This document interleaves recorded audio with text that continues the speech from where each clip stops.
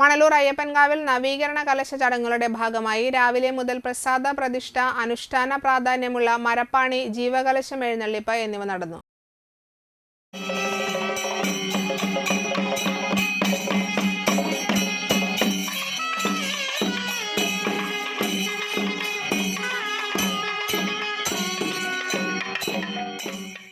വാദ്യഘോഷങ്ങളോടെ ജീവകലശം ക്ഷേത്ര ശ്രീകോവിലിലേക്ക് എഴുന്നള്ളിച്ച ശേഷം 9:50-നും 11:40-നും ഇടയിൽ ദേവപ്രതിഷ്ഠയും നടത്തി. പ്രതിഷ്ഠാബലി, പ്രതിഷ്ഠാ ദക്ഷിണ എന്നിവയും നടത്തി. തുടർന്ന് പ്രസാദ ഊട്ടും ഉണ്ടായിരുന്നു. വൈകിട്ട് ദീപസ്ഥാപനം, നിയമം നിശ്ചയിച്ച നടയടയ്ക്കൽ, നടയ്ക്കൽ പൂജ, ദീപാരാധന, മുളപൂജ, അത്താഴപൂജ എന്നിവയും നടന്നു.